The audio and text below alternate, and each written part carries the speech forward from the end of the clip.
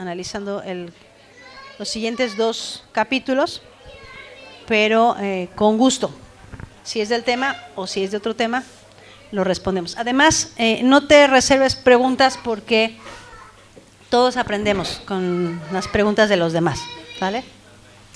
Y cuando estoy en línea no veo las manitas ahí como que a mí la mía no me la contestaste. Entonces aquí sí puedo hacer la labor de responder todas las que podamos, ¿sale? Pues con gusto, levanta tu mano y fuerte, mi hermano, tu pregunta, con gusto. Sí, mi hermano. A veces cuando personas de la religión, les dicen que la ley sí se puede. Entonces, que los padres del bautista, pero luego siempre ellos toman como excusa Romanos 3:10. Dice que no hay justo de un uno. Mi pregunta era si eso se refiere al pecado de Israel en los tiempos de Salomón, o es algo, o sea, si es un pecado colectivo, o si se refiere a la naturaleza del hombre, que en realidad no hay ningún justo, porque ellos te dicen, San Elías, como quiera, no le tengan los, también eran casos también. Entonces, yo les digo, pues es que tu juicio es mejor que el Espíritu Santo que tú dime. Entonces yo quería escuchar una respuesta más tarde, porque no he llegado a esta profundidad. Muy bien, hermano, excelente. Yo creo que tienes la respuesta ahí. Sin Cristo no hay justo ni aún uno. No hay quien busque a Dios, lo que dice el pasaje completo, ¿no? Está en Habacuc, creo, ese pasaje. No hay justo ni aún uno. No hay quien busque a Dios, no hay quien esté deseando buscar a Dios. Entonces,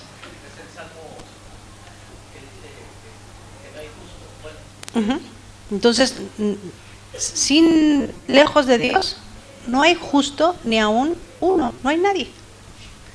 El hombre sin Dios no lo está buscando, es enemigo de Dios, es enemigo de su justicia.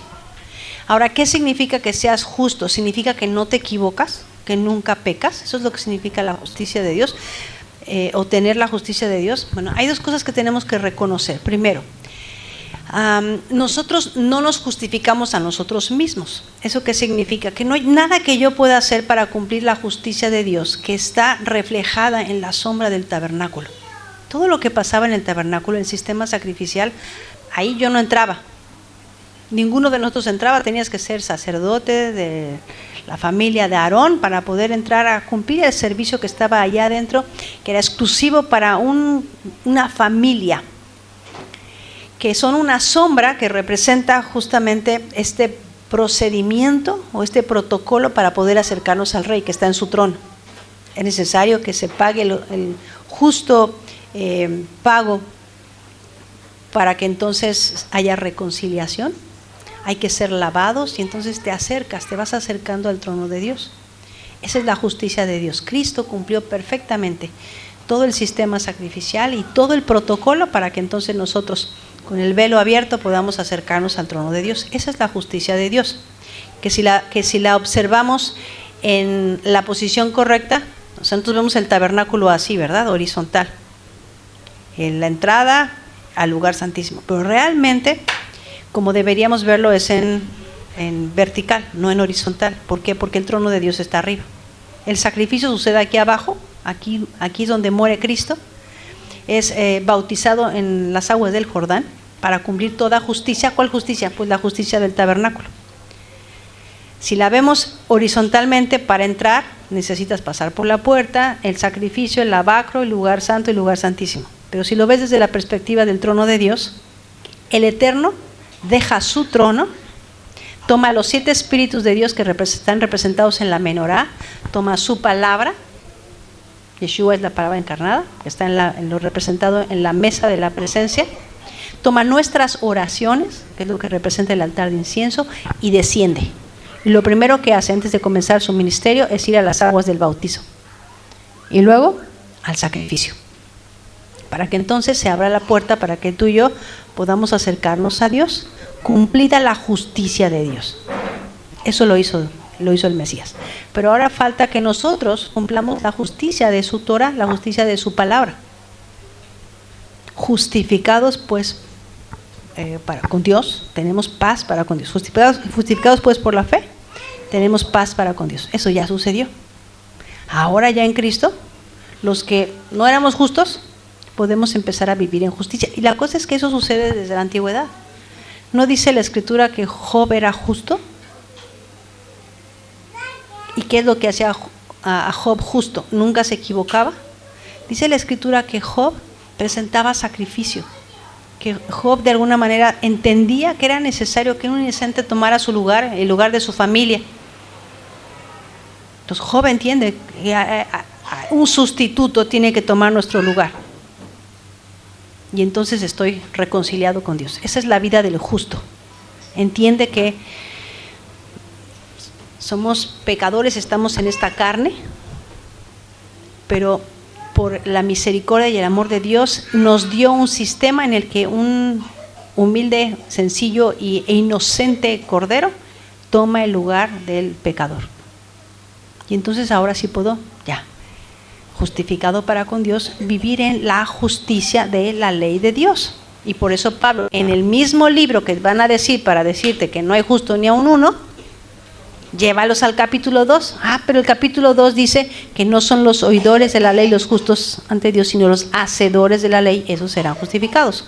Porque bueno, una vez que está establecida la justicia de Dios en el tabernáculo, ahora podemos vivir en la justicia de la ley de Dios, cumpliendo sus instrucciones. Y por eso Zacarías es llamado un justo, porque es un hombre que cuando se equivoca se homologa con Dios, se pone de acuerdo y confiesa su pecado, se presentaba su sacrificio y entonces estaba en paz con Dios, porque reconocía que era necesario que se hiciera la justicia divina para entonces seguir guardando sus instrucciones. Entonces, cuando nos dicen, pues como no hay justo ni a uno, entonces no hay que cumplir la ley, digo, pues, ¿cómo puede ser que neguemos, hagamos una absoluta negación y nos decidamos vivir en anomía, en anarquía, contra las instrucciones de Dios? A mí me sorprende, por ejemplo, que cuando compartimos el Evangelio, que decimos, eres pecador, estás lejos del Señor, y porque la paga del pecado es muerte y pecado es transgresión de la ley de Dios, tu destino es el lago de fuego separado de Dios. Y entonces la gente dice, no quiero estar separado de Dios, reconozco que soy pecador y me acerco al Señor, pido perdón por mis pecados. Y luego ya que está en el Señor le decimos, pero no vayas a guardar la ley, no vayas a caer de la gracia. O sea, lo que te iba a mandar al infierno era la transgresión de la ley de Dios, ahora ya no guardes la ley porque vas a caer de la gracia. Mis hermanos, eso es esquizofrenia, porque eso no es lo que dice la Escritura. Tenemos que poner atención, que a lo mejor a veces nos confundimos en nuestro lenguaje, en lo que significa la justicia de Dios, en la que sí, no hay nada que pueda hacer para salvarme, y en la justicia de la Torah, que es lo que dice el Señor, que es el que he de vivir en, eso lo vamos a estudiar mañana. Que no es lo mismo vivir por la ley a vivir en la ley de Dios. O sea, no vivo, el justo, no dice el justo vivirá, ¿cómo dice? El justo vivirá por la fe. Y mañana les voy a explicar lo que dice ahí en griego, porque en griego no dice por, dice en. Y eso cambia todo lo que está ahí, ¿ok? Si eres justo, vives en ella. O sea, el justo vive en la ley de Dios. Y se manifiesta la justicia de Dios, que es todo lo que nos explicó Juan en los primeros 3 capítulos de su carta. ¿Sí? ¿Satisfecho, mi hermano, con la respuesta? Sí, más que nada, porque es cuando a veces te quieren confrontar sacándolo de contexto. Y además, como se trata el asunto con Pablo siempre hay que leer cartas completas. O sea, no me sacan un versículo, a veces me dan medio versículo de Pablo, digo, a ver, ¿qué dice antes y qué dice después? No hagan trampa, no usen un cachito de Pablo para justificar dogmas o doctrinas. ¿Quién más? Sí, mi hermano.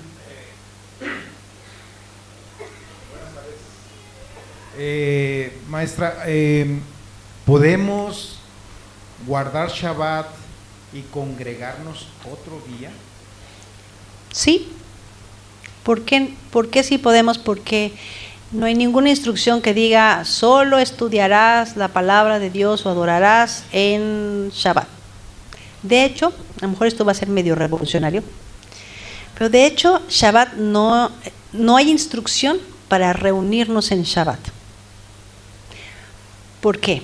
Porque el único lugar de reunión, según la Escritura, era Jerusalén, en el templo.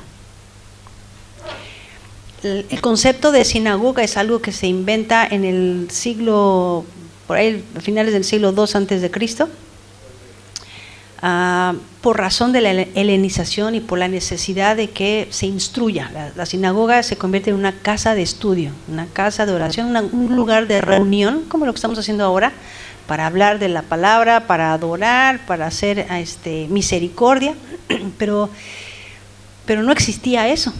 Eso se desarrolla ya muy cerca a la venida del Mesías, porque si Shabbat requiriera peregrinación, imagínate que cada fin de semana la gente que vivía hasta Dan, hasta allá arriba, ¿no?, en el norte de Jerusalén, tuviera que viajar un día caminando para llegar a Jerusalén, o más de un día caminando para llegar a Jerusalén, para celebrar el día de reposo, para regresar a tus labores. Eso no es descanso. Lo que dice la instrucción es, donde quiera que se encuentren, van a guardar Shabbat. Entonces, ahora no estoy diciendo que no debamos reunirnos en Shabbat, porque los pastores aquí luego le van a decir, a ver, ¿qué está diciendo la hermana Katy? No. Porque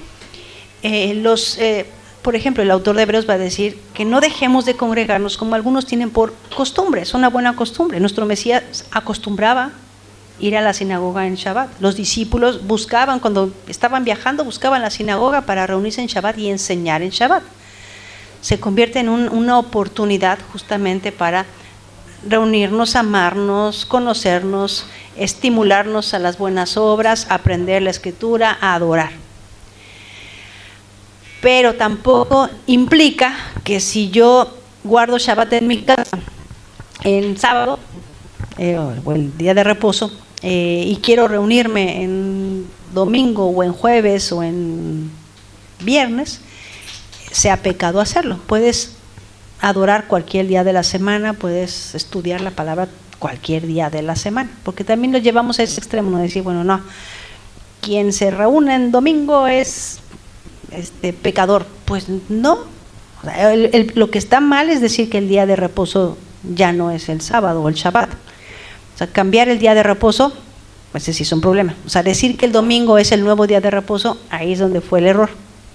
Pero no porque el día sea inmundo. Porque algunos dicen, es que es el día del sol. Pues sí, pero el lunes es el día de la luna, y el martes es el día de Marte, y el miércoles de Mercurio. Entonces, o sea, tendríamos que brincarnos todos los días de la semana, ¿no?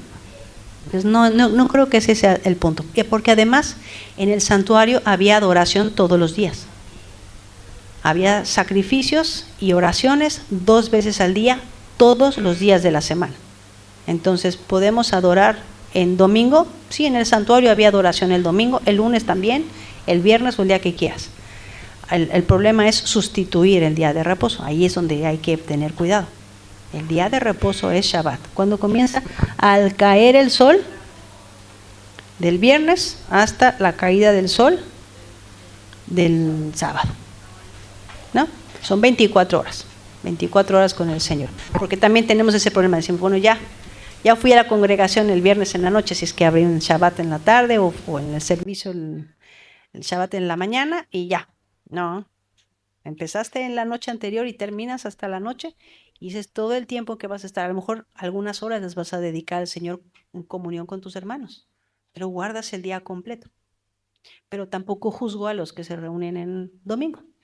Mi congregación se reúne en domingo.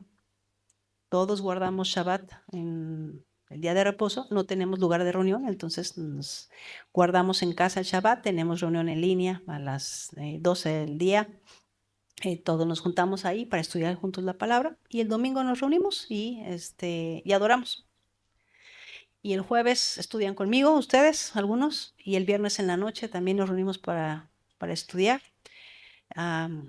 Yo creo que en ese sentido hay libertad de adorar y estudiar la palabra cualquier día de la semana. El problema fue que decidimos que el Shabbat estaba abrogado o que había cambiado de día. Eso ahí sí es donde Constantino nos metió el pie, ¿no? Y ahí es donde tenemos que hacer ese cambio de mente y corregir eso, porque el mandamiento de guardar el día de reposo sigue vigente, como todos los demás. Sí, mi hermano Omar.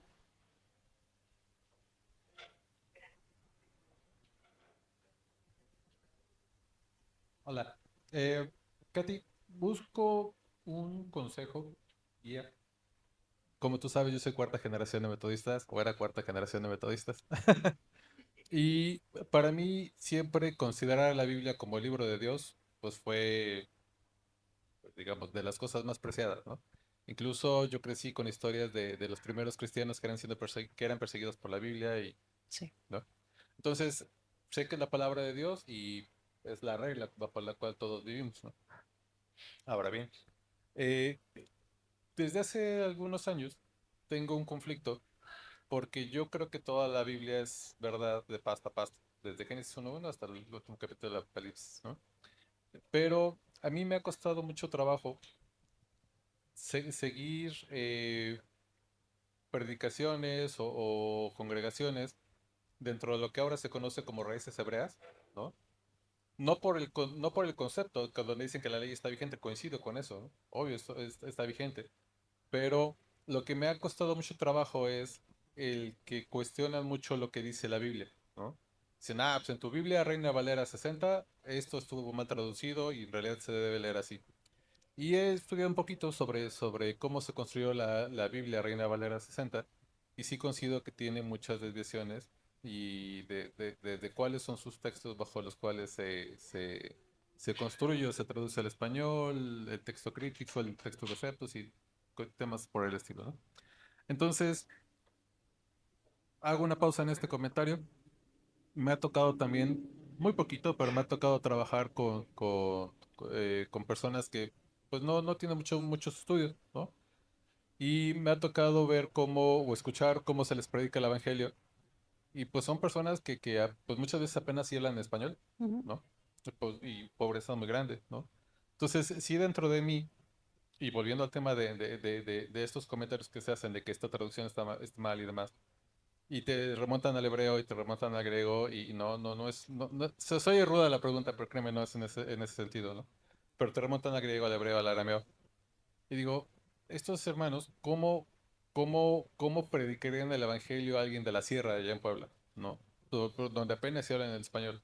Se me hace muy complicado para mí llegar y decirles, pues esta Biblia en la cual te estoy diciendo que creas en Dios, porque lo dice la Biblia y te puedo dar esta Biblia en español, aquí táchale porque no es acá, ¿no?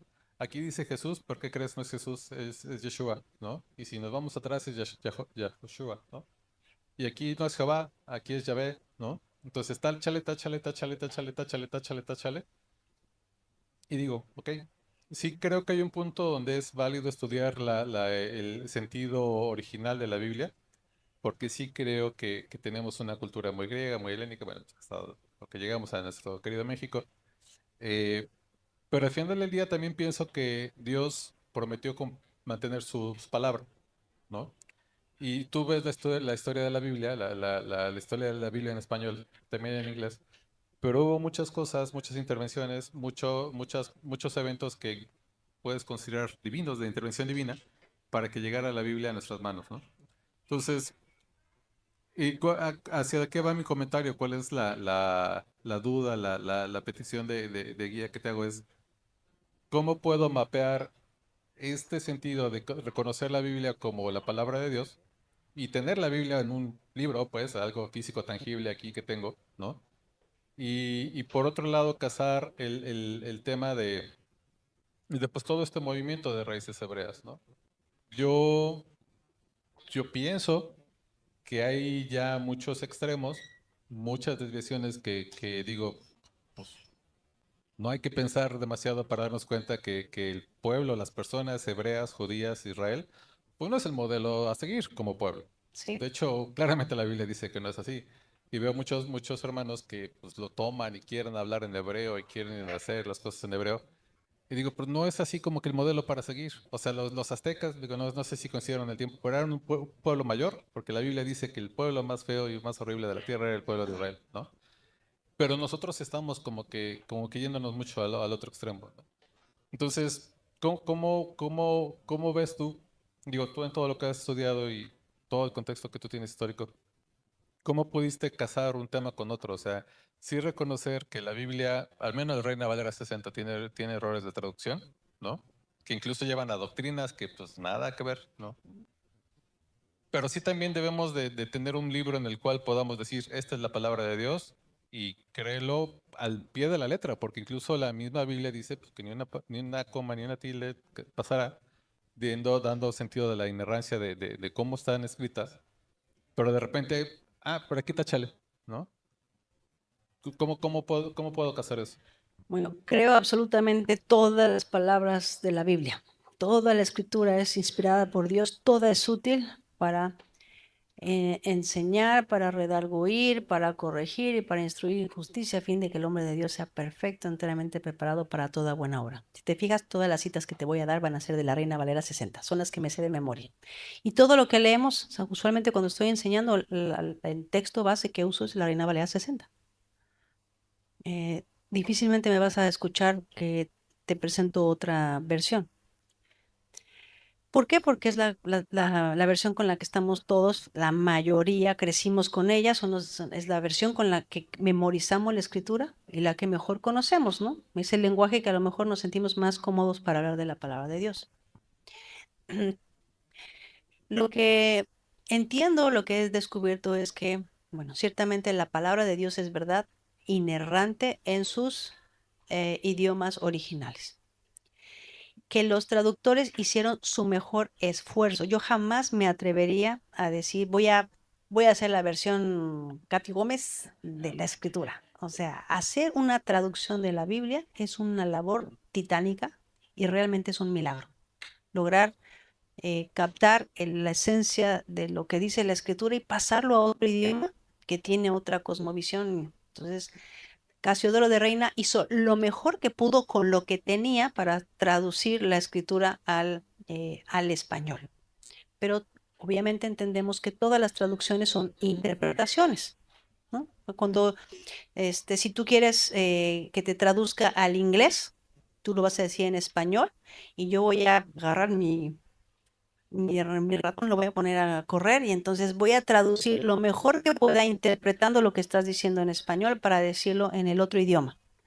Y algunas palabras vas a decir, "No, es como que esa palabra que escogiste no es la mejor para lo que quise decir, pero bueno, es la que yo intuí que sería la mejor para expresar tu idea".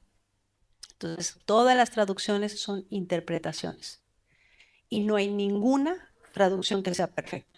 Porque a lo mejor te podrán decir, algunos serán muy orgullosos de decir, no, no, no, es que la traducción nazarena de quién sabe qué es la mejor. No, ninguna traducción es perfecta, porque estamos pasando ideas de un idioma a otro idioma, lo mejor que podemos. Entonces, los que hacen traducciones lo han hecho de una manera excepcional, algunas de una manera quizá más cercana al original que otras. Y también hay que entender que las versiones de traducciones tienen diferentes propósitos. O sea, puedes encontrar un rango amplísimo de traducciones. Tenemos las traducciones literales o las Biblias textuales, que literalmente te ponen la palabra, no se deja pensar, bueno, las interlineales, por ejemplo, ¿no? Parece que estás leyendo a Tarzán, ¿no? Y bueno, te está dando palabra por palabra lo más cercano a lo que pudiera ser el original, ¿no? Que en vez de decir, por ejemplo, ¿no? Y que el Señor se llenó de ira, te va a decir, el Señor se llenó de narices, porque así dice en hebreo. Narices, ¿por qué? Porque para el hebreo, cuando tú te enojabas, la nariz mostraba tu ira, ¿no? Y entonces el Señor está lleno de narices, está como bufando como el toro. No, te lo van a poner así literal. El Señor está lleno de narices, ¿de qué está hablando? Bueno, es que eso es un hebraísmo que significa ira. Si no sabes eso, pues no entiendes nada de lo que está diciendo. Hay esas versiones que tienen ese propósito específico. Hay otras versiones que son paráfrasis, que están más lejos del original de que te puedes imaginar, pero suenan muy bonito y que son muy entendibles y muy digeribles. La Reina Valera se encuentra como más en medio, ¿no? En un lenguaje que podamos trabajar. Pero Casiodoro de Reina hizo la traducción con las copias que tenía en ese momento, y con lo que contaba en ese momento era con el texto Masoreta del Antiguo Testamento. Él no contaba con los rollos del Mar Muerto. Ahora tenemos los rollos del Mar Muerto y han aparecido un montón de rollos y un montón de cosas que ahora con las que podemos cotejar, y por eso aparece la crítica textual, que nos ayuda a revisar. Bueno, en todos estos rollos aparece, por ejemplo, Judas capítulo 5, todos los rollos de Judas capítulo 5 dice que el Señor sacó a Israel de Egipto. Pero en los rollos más antiguos que se han encontrado, lo voy a decir como dice Judas,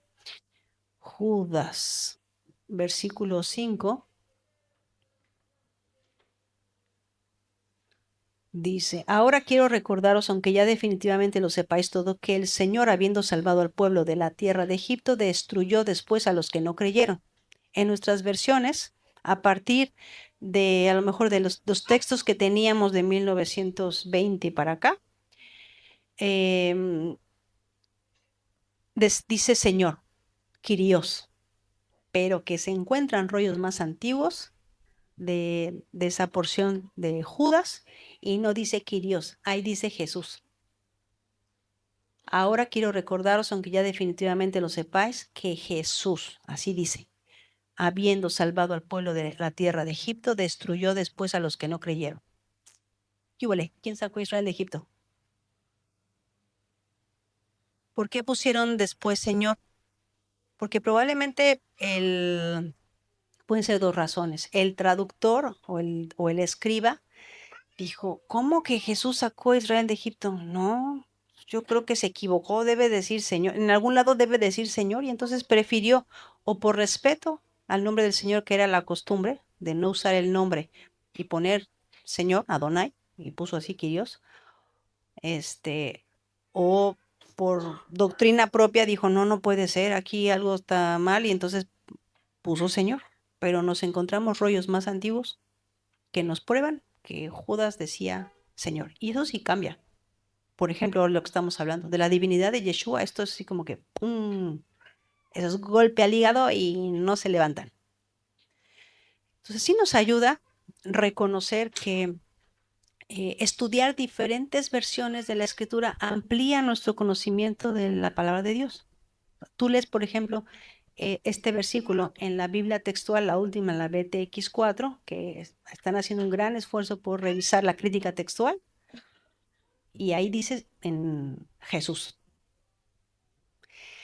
Y ¿significa que la palabra de Dios es imperfecta? No, significa que tenemos muchos años de historia y los rollos se pasan y hay traductores y también hay escribas, y algunos no fueron tan precisos como otros, algunos tenían algunas intenciones. Sabemos, por ejemplo, que a partir de la Biblia Reina Valera, y en inglés y en español pasó también la King James, por una versión que se sacó de la traducción que se le llama la versión Nestlé del Nuevo Testamento. Se le añadió, por ejemplo, a Marcos capítulo 7, un comentario que en las Biblias más honestas está entre paréntesis, pero que se introduce como si fuera parte del texto. Antes de todas las versiones de la Reina Valera 60, antes de 1900, más bien, todas las versiones de la Reina Valera antes de la última versión que salió, que tenemos, que usamos de la 60, antes de eso, antes de 1920, ese texto no aparecía porque no estaba, y después fue introducido. Entonces, eso sí nos ayuda a darnos cuenta que, pues sí, de repente, o el editor, o el traductor, o un comentarista con una intención, mete algo en el texto que sí cambia la información que tenemos ahí en la Biblia.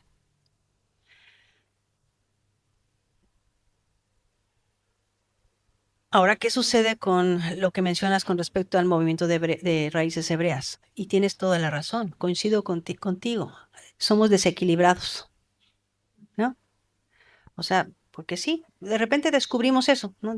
Entonces, ¿qué empieza a pasar? No, pues, entonces todo está mal, toda la Reina Valera está mal y la tiramos a la basura. No, tampoco. Que lo dicen, no, esta es la Biblia Nazarena. Estábamos revisando la Biblia Nazarena. ¿De dónde creen que sacaron la Biblia Nazarena? ¿De qué versión? ¿De quién? De los Testigos de Jehová, de la traducción del Nuevo Mundo. Entonces está peor que todas las peores. O sea, es lo peor de lo peor. Imagínate que hay gente que esté diciendo, es que como tiene los nombres restaurados, esta debe ser la buena. No, cuidado, necesitamos ser sabios y no ingenuos. No ingenuos, porque el enemigo lo que quiere también es dividirnos, separarnos y confundirnos. Entonces, ninguna versión es perfecta. A mí me gusta mucho estudiar con la BTX 4 y ya de repente el niño diga, ay, aquí sí te azotaron con esta traducción. ¿Por qué? Pues una misma palabra se puede traducir a veces de 10 o 20 formas, ¿no? Entonces agarraron la peorcita para un versículo que no era tan complicado y entonces sí, otra vez cambia el sentido del texto. Entonces, no hay versión perfecta. Ninguna. Todas son interpretaciones. Pero eso no implica que la palabra de Dios sea imperfecta. Es simplemente la realidad de que estamos pasando de un idioma que no es el nuestro a otro, un texto. Y lo que sigue es que necesitamos la plomada de Cristo y la sensibilidad para tener cuidado de no irnos a los extremos, porque tienes toda la razón. O sea, todo lo que hemos aprendido, o sea, tú creciste en la iglesia metodista. Yo tengo el tatuaje aquí bautista, ¿no? Y yo sé que algunos acá traen el adventista, ¿no? Y entonces hay cosas que tiramos, decimos, bueno, como encontré esto, entonces todo lo demás lo desecho. Tenemos que ver lo que el Señor está haciendo ahorita como restauración. Restauración no implica hacer todo de nuevo. Restaurar es levantar los muros, fortificar los portillos, lo que estaba débil, lo hacemos fuerte. Necesitamos ver el movimiento de raíces hebreas. No me gusta movimiento porque entonces parece como que es una nueva denominación. Necesitamos verlo como una forma de estudiar la escritura.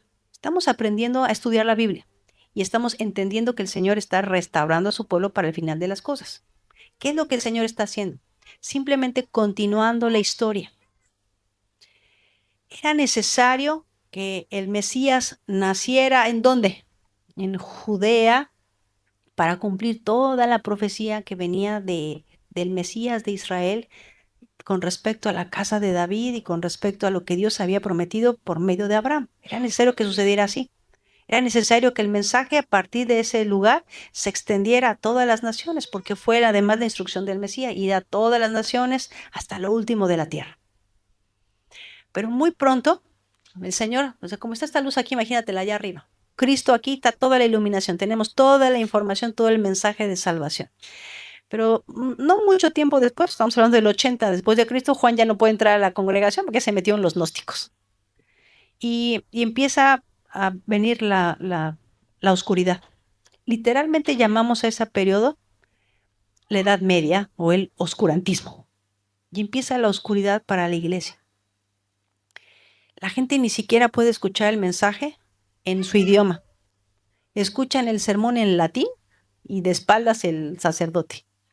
Un grupo pequeñísimo, una élite, tiene acceso a los escritos, a los rollos, son los únicos que saben leer y escribir, son los que hacen las copias. Y todos los demás en ignorancia, lo único que pueden saber de Dios es lo que ven en las pinturitas pegadas en las paredes de la iglesia. Eso es todo lo que saben y que entienden de Dios. Y sin embargo, muchos permanecen en la fe, con todo y que las pinturitas es lo único que entienden de Dios. ¿Y qué les va a pedir Dios a esta generación? Pues lo que entendieron de Dios con las pinturitas colgadas en la pared. Pero luego empieza el despertar del pueblo y de la noche viene el amanecer. ¿Y qué sigue? La Reforma Protestante. Y al mismo tiempo que Martín Lutero pega las 91 tesis en la puerta de, ¿cómo se llamaba? Gutenberg está creando la imprenta para que entonces la palabra de Dios pueda ser impresa en los idiomas en los que va a empezar a ser traducida, aunque empieza la persecución, y la palabra va a llegar al pueblo de Dios en su idioma. Surgen las universidades y entonces la gente tiene acceso, empieza a aprender a leer y a escribir, y de ser un 1% aquellos que podían leer y escribir, de repente una multitud, 50% de la población ahora tiene acceso a la lectura y a la Biblia y puede leerla. Y algunos ricos empiezan a comprar libros. ¿Y cuál crees que es el libro que empieza la gente a comprar el primero? La Biblia. La Biblia empieza a estar en los hogares, en las casas de las personas. Y empieza la luz. Y curiosamente a la siguiente etapa en la historia le llamamos el iluminismo.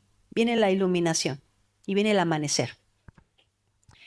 Y entonces llegamos a la época de nuestras congregaciones, de nuestras denominaciones que empiezan a explotar y a surgir y a desarrollarse, algunas con muy buenos aciertos, aprendiendo cosas impresionantes, viviendo en el Espíritu. Los metodistas empiezan a levantar universidades, empiezan a levantar hospitales. Los bautistas empiezan a hacer misiones que da gusto y esparciendo la palabra por todas partes del mundo, plantando iglesias por todos lados. Otras denominaciones empiezan a darse cuenta que necesitamos el despertar del Espíritu y la alabanza empieza a crecer y milagros empezamos a ver dentro de las congregaciones.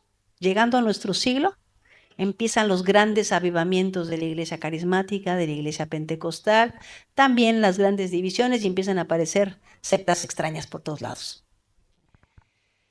¿Por qué? Porque es necesario que el cuerpo del Señor pase por todo este proceso para que entonces, mientras nos acercamos otra vez al punto de mayor iluminación, cuando Cristo regrese a la tierra, el pueblo de Dios esté despierto, el evangelio haya llegado hasta los últimos rincones de la tierra y el pueblo de Dios empieza entonces ahora a despertar a la necesidad de decir, bueno, ¿por qué nada más estamos leyendo la mitad del libro? Nos está faltando la otra parte y nos está faltando lo más importante.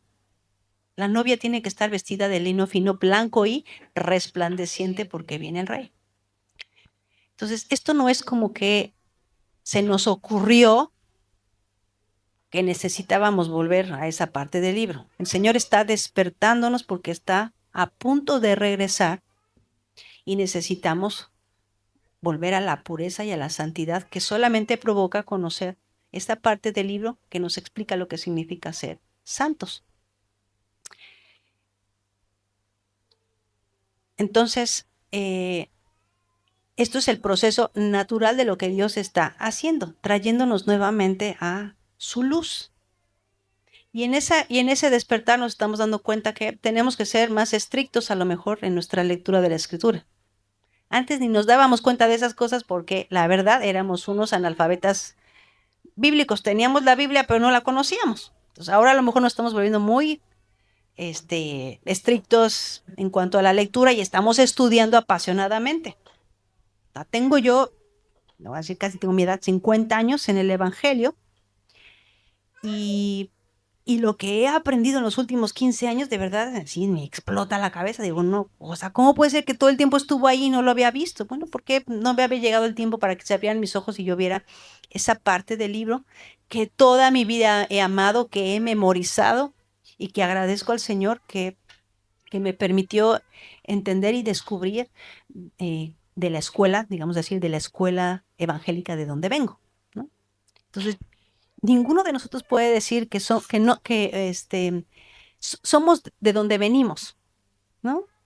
Entonces, qué maravilla que aquí hay una multitud, por ejemplo, algo que me parece muy particular de esta reunión es que hay muchos que vienen de la iglesia adventista, ¿cierto?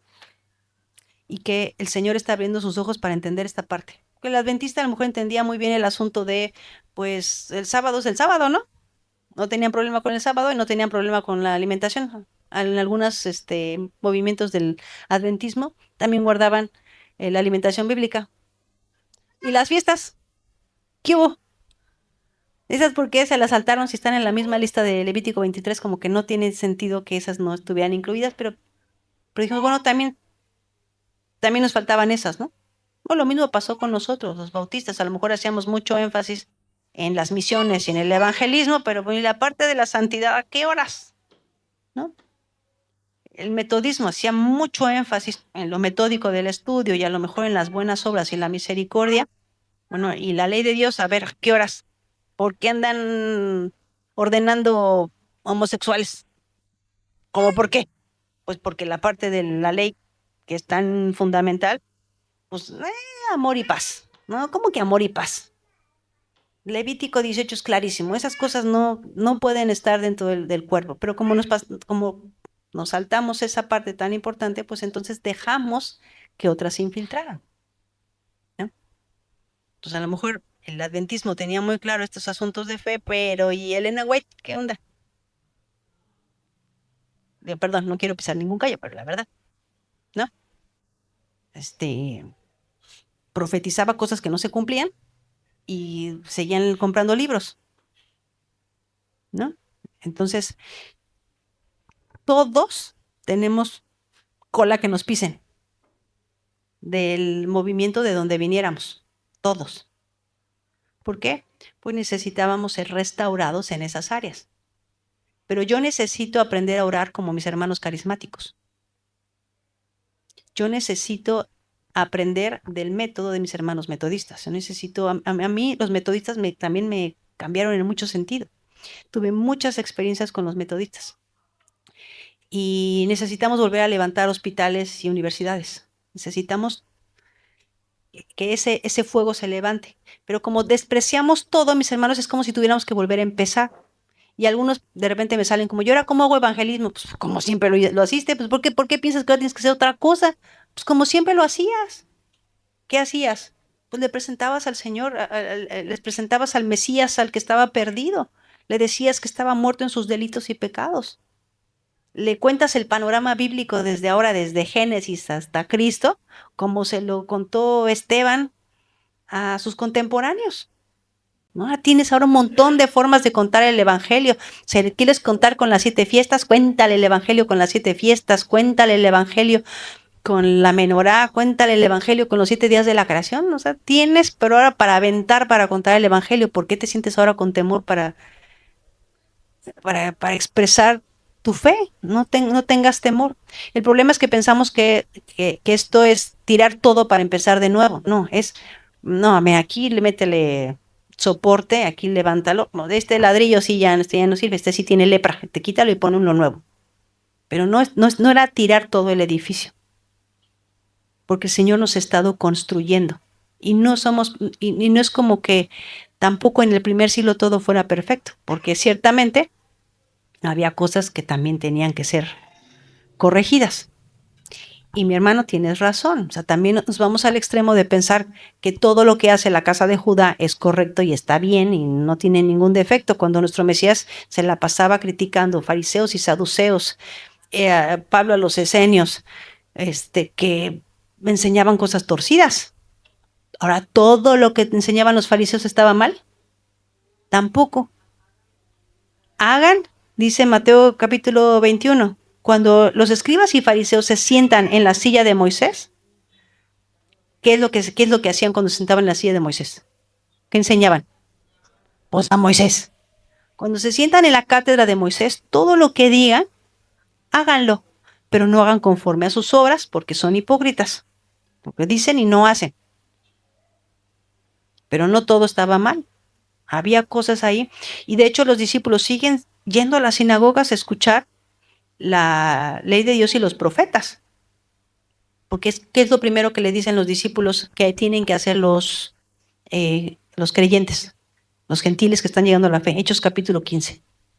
Bueno, no le pongan carga pesada a los gentiles. Cuando lleguen a la fe, enséñenles que se aparten de idolatría, de ahogado, de sangre y de fornicación. Todo lo demás lo van a ir aprendiendo cada Shabbat cuando se reúnen. ¿En dónde? En la sinagoga. Los creyentes no salieron corriendo de la sinagoga porque se enseñaba la ley y los profetas. No tenían otra cosa. No había Nuevo Testamento. ¿Qué ibas a hacer a la sinagoga? Escuchar la ley y los profetas. Esa es toda la escritura que Pablo dice que es inspirada por Dios. Que sus cartas todavía no están escritas. El Nuevo Testamento no existe. ¿Con qué van a probar el Evangelio? Pues con lo que tienen la ley y los profetas. Entonces la exhortación es correcta, mi hermano. Cuidado con el péndulo, porque sí, somos extremistas, ¿no? Estábamos del lado del cristianismo y no queríamos saber nada del Antiguo Testamento. Se abren nuestros ojos y nos vamos así al Antiguo Testamento y luego ya no leemos el Nuevo Testamento. ¿Qué necesitamos? El péndulo de Cristo, el péndulo de la verdad, ¿no? La ley y los profetas. Y Jesús dijo, el verdadero adorador necesita ser adorador en espíritu y en verdad. Necesitamos el testimonio del espíritu de Yeshua en el Nuevo Testamento y necesitamos la verdad del Antiguo Testamento. ¿Por qué? Porque una religión que solamente tiene el espíritu de Dios pero no tiene la verdad, se convierte en una religión profana, que hace cosas que no debemos hacer. Pero también observa el otro lado. Una religión que solamente tiene la palabra, el Antiguo Testamento, la verdad, pero no tiene el espíritu o el testimonio de Jesucristo, es una religión muerta, vacía, ritualista. Entonces, ¿qué necesitamos? El péndulo en el lugar correcto, el equilibrio, en espíritu y en verdad. Y entonces somos más atractivos para aquellos que necesitan escuchar el evangelio completo. Ya había denominaciones que decían eso, ¿no? Aquí sí enseñamos el evangelio completo. Bueno, ¿qué tal que ahora sí tenemos toda la verdad de la Escritura? Pensábamos que una vez que llegáramos a este entendimiento de raíces, ya todo se iba a arreglar. No, ¿cómo crees? Somos humanos. Vamos a seguir dividiéndonos y separándonos. Pero bueno, cuando estamos en estas oportunidades, ¿qué hacemos? Bueno, nos amamos. Seguramente hay cosas que yo creo que a lo mejor no necesariamente tú las crees, pero nos amamos. Y nos cuidamos y nos tratamos con respeto y nos cuidamos. Y cuando nos reunimos, nos abrazamos y nos besamos y celebramos en las cosas en las que ya tenemos entendimiento. Hay una frase de los metodistas que me encanta, que dice, es una frase de Juan Wesley, en lo esencial, unidad. En lo no esencial, paciencia. Y en todo, amor. Y si vivimos de esa manera, entonces vamos a dejar de comernos unos a otros y de perder el balance de mantenernos en lo que es la meta, parecernos a Cristo. Si la meta es parecerme a Cristo, bueno, pues sí, voy a lo mejor tomarme más tiempo para conocer al Señor y hacer las cosas a su manera. Entonces yo creo que es un despertar. Yo creo simplemente que estamos en esa etapa nueva en la que ahora tenemos recursos que no teníamos antes. Mi hermano, tú y yo, hace 30 años, no porque no pudiéramos, pero para tener acceso a los idiomas bíblicos, pues teníamos que ir a un seminario y tomar clases especiales de idiomas bíblicos. Ahorita le pico aquí en mi computadora y le pongo ahí el Strong y me dice cuál es la palabra, ni siquiera la conocía y puedo buscar la raíz y ahora le pongo hasta el chat GPT, hazme el análisis de esta palabra y me pone ahí 3 hojas, ¿no? De cosas eso no lo teníamos antes. Entonces para nosotros sí son herramientas nuevas dadas por Dios para que podamos descubrir nuevas cosas, ¿no? Entonces, es una oportunidad que tenemos ahora. Ahora no, ChatGPT no es teólogo, aguas. Pero una palabra sí puede ayudar. ¿Qué más?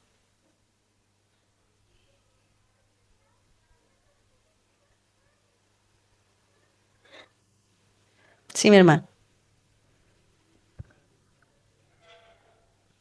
Más esta es como informativa. Es que estabas hablando acerca de los 7 espíritus. ¿De dónde salen esos 7 espíritus? O sea, porque ya tienen nombre. Y usualmente en el Apocalipsis dicen los 7 espíritus, ¿no?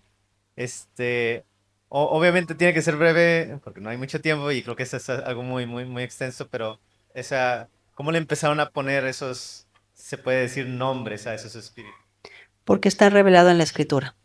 Isaías capítulo 11, dice así, Isaías capítulo 11, y así abre el texto, dice así, 11:1. Y brotará un retoño del tronco de Isaí y un vástago de sus raíces dará fruto. ¿Quién es este retoño que va a brotar del tronco de Isaí? El Mesías. El Mesías viene de la familia de David o de Isaí. Isaí es el padre de David.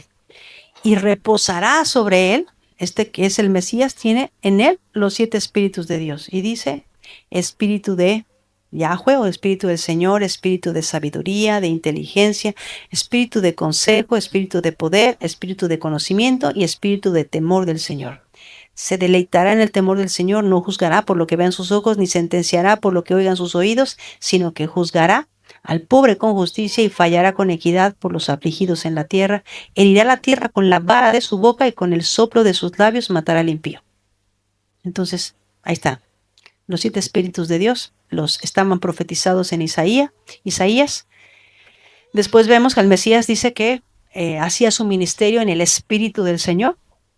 Y en Apocalipsis nos queda clarísimo que la menorá representa a los 7 espíritus, es decir, que cuando vemos la menorá en el santuario, lo que representaba esa menorá era justamente la presencia de los 7 espíritus de Dios. Y quien tiene los 7 espíritus, el único que tiene la plenitud del espíritu, es obviamente Dios mismo, Yeshua. ¿Sí? Perfecto. ¿Quién más? Sí. Comentario de lo que estaban diciendo el hermano y lo que decías. Por ejemplo, conocimos a un judío que él decía que su familia, 12, o sea, son 12 hermanos, 12 cónyuges y quién sabe, 30 y tantos ya nietos, ¿no? Del papá de él. Y entonces él decía que vivió, pues, para él en la ley. O sea, siempre les enseñaban y les enseñaban y les enseñaban de generación en generación. Y entonces él un día le dijo, Dios, ¿y dónde está el amor? ¿No? Porque lo que les enseñaba su familia le era incongruente al amor que tenía con su papá, porque era un amor con su papá. Entonces decía, el amor de mi papá es amor, pero la ley no es amor. Entonces, él lo que dice es que no podemos dividir, o sea, no es nada secular, no es nada altruista, sino que es Dios en todo. Entonces, ellos también, pues, están entendiendo esa parte, que no puedes dejar de hacer obras buenas, porque Dios nos manda eso, no es un mandato. Y él dice, yo sigo la ley, amo obedecer a Dios, dice obedecer a Dios son los mandamientos y ya entiendo que eso es amor, pero no dejo de hacer las obras y no es altruismo, y eso es lo que muchas personas dicen, tienen ese concepto. Claro. Que todo es altruismo o todo es secular o todo, y no, o sea, tenemos que hacer un punto de... Todo es espiritual. Todo es espiritual. Y ciertamente nuestras obras, nuestras buenas obras, no es altruismo. Dios no está esperando que seamos altruistas. No, es justicia. Yo hago el bien porque eso es lo correcto, porque eso es lo que Dios dice que es bueno. Porque el altruismo me hace sentir bien. Hice algo bueno y me saco la selfie. Mira, aquí estoy con ¿no? Mi buena obra. Eso es el altruismo del mundo. No. La misericordia a lo que me lleva es hacer lo correcto. Y eso es el tzedeká, eso es la justicia de Dios. Lo hago porque es lo justo, porque es una instrucción de Dios, no para hacerme sentir bien. Y ahora en nuestro país están llegando, por ejemplo, muchos ucranianos, ¿no? Están llegando muchas personas que aman el Islam y todo eso, y que nosotros estamos reaprendiendo, pues también es un reto, ¿no? Porque nosotros tenemos que hablar acerca de la verdad y ellos tienen una gran...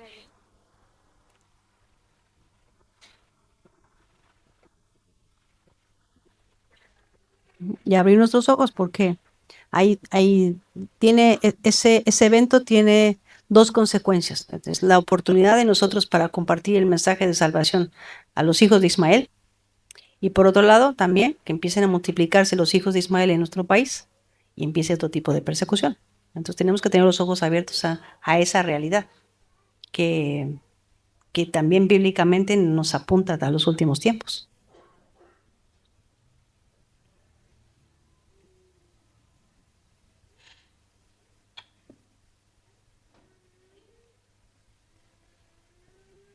¿Listo?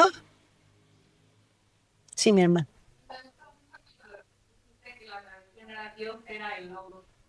Desde que tenía 18 años comencé a escuchar creyentes que decían que Jesús era el Mesías, pero que no era Dios, y sigo escuchándole cada que te escucho me queda más claro y me queda más claro. Me encanta como siempre tienes algo más que decir acerca de eso. Creo que todos debemos hacer eso. Sí. Afirmar, entender quién es nuestro Salvador, que es Dios mismo, y llamarlo, convertirlo, expresarlo claramente para que...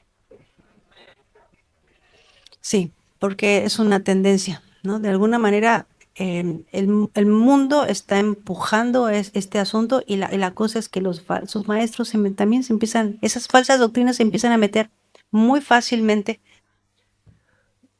porque como explicábamos, y que también apunta al comentario de mi hermano Omar, el fariseísmo, que se va a convertir en el judaísmo ortodoxo contemporáneo, eh, la religión en la que se convirtió es una forma de fe que tenía el propósito de combatir al cristianismo. Y entre esas cosas, pues combatir la idea de que Dios se había hecho hombre. Entonces, el mismo judaísmo cambió su interpretación del Mesías por causa de la fe cristiana. Porque hay un cisma ahí en el tiempo de la destrucción del templo que va a hacer que mientras caminaban juntos los judíos nazarenos con los judíos fariseos o saduceos, de alguna manera estaban todavía en comunidad, se reunían juntos y leían la palabra de Dios juntos. Pero cuando se destruye el templo y los nazarenos salen huyendo porque el Señor les había dicho que cuando vieran esas cosas no se quedaran porque no iba a quedar piedra sobre piedra en Jerusalén, y les dice huyan, entonces los judíos dicen a ustedes no nos van a ayudar a defender Jerusalén, y ahí viene la ruptura completa. Entonces empieza a crear una nueva religión. El judaísmo es una religión que aunque tenga mucho de Biblia, no necesariamente tiene la verdad absoluta o completa de la Escritura. Y por esta razón, cuando nos vamos a comentarios talmúdicos o de los sabios judíos, buscando ahí ellos qué piensan sobre esto, podemos terminar confundidos, porque su meta no es establecer que Dios puede hacerse hombre, sino lo contrario. Y muchos en esa búsqueda de interpretaciones, porque son los hermanos mayores y ellos sí hablan hebreo, terminan negando a Cristo. Y los judíos, que toda mi Biblia fue escrita por judíos, los judíos del Nuevo Testamento, todos establecen la divinidad de Cristo. Y Juan así empieza. En argé en logos, en el principio era el logos, logos en prostonceón, y el logos era hacia Dios, como si estuviera viéndose en el espejo. Cuando tú te ves en el espejo, ¿cuántas personas ves? Bueno, cuando te ves en el espejo ves dos, la que está en el espejo y tú. Pero ¿cuántas personas hay en la sala? Una. Y en argé en logos, logos en prostonceón, y el logos estaba hacia Dios, estaba como viéndose en el espejo. Es lo que implica esa frase. Kaitheos en logos. Y Dios era la palabra. Y Pablo va a usar ese mismo ejemplo del espejo. Ahorita vemos por espejo, pero un día le veremos tal cual es. Estamos viendo solamente el reflejo. Pero en esta condición yo no puedo ver a Dios completo porque me consume el fuego. Dios es fuego consumidor. Pero un día con un cuerpo nuevo, sin corrupción, voy a poder verle cara a cara. Lo que Moisés quería ver, lo vamos a poder ver cara a cara en todo su esplendor.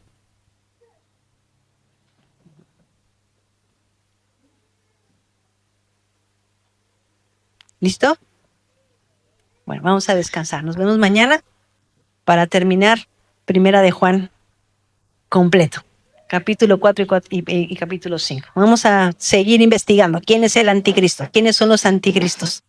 En esta porción te vas a sorprender de lo que el Señor quiere revelarnos.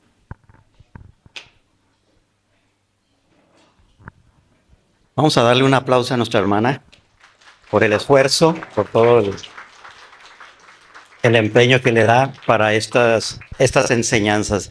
Dios los bendiga a todos. Vamos a despedirnos, vamos a hacer una oración y como acostumbrar.